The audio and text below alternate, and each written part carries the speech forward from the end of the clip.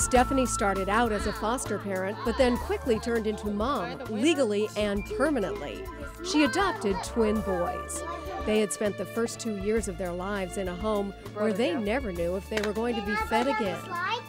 To be neglected, it does a lot to an infant the first couple years of life. To have nobody to bond to, nobody to trust.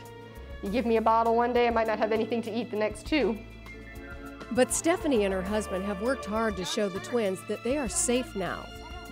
Being able to reassure them to have some self-esteem and know that this is their house. They don't know of any other home. They don't remember of any other home at a conscious level, but I think subconsciously there is some remembrance there of I might not have gotten food for a few days. The abuse and neglect these twin boys suffered is something doctors and counselors see every day. The level of abuse is different in each case, but doctors say the impact can last a lifetime. Children believe the best of adults.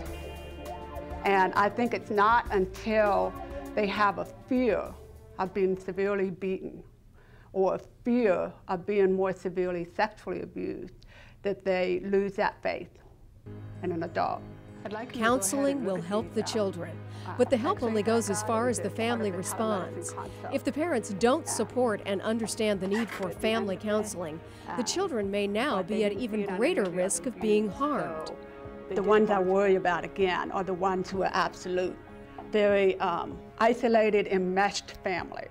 We raise our kids our way, and no outsiders are going to tell us otherwise. Those are the ones I worry more about. 2/3 of the children coming in to see Dr. Nancy Kellogg at her clinic in San Antonio, Texas, are routinely hit with a belt or some type of object. While the determination of what is child abuse may vary from state to state, parents can rule themselves by a recent guideline from the American Academy of Pediatrics, which states that any punishment that leaves a bruise or scar means you have gone too far. The AAP recommends using a form of discipline that does not involve spanking.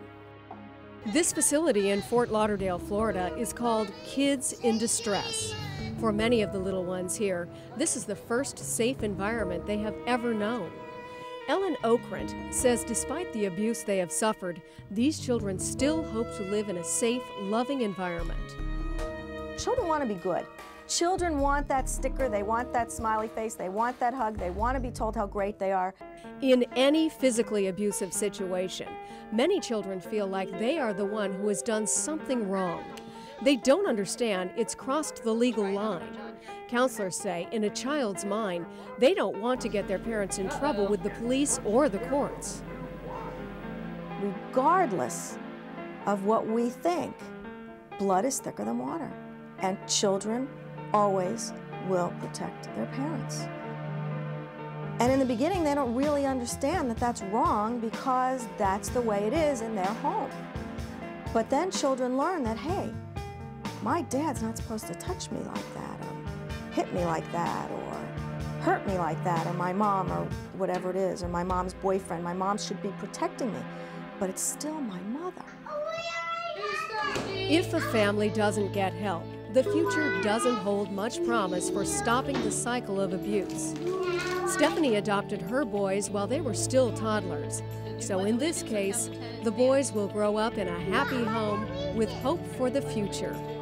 They're very friendly little boys, they're very outgoing, they're talkative. They went from having a year of speech therapy to grunting, pointing, and biting to, saying full 7-8 word sentences. For which stands one nation under God, indivisible, with liberty and justice for all. All right. I consider them my boys, my children, my sons. I don't call them adoptive, foster, they're my boys, period.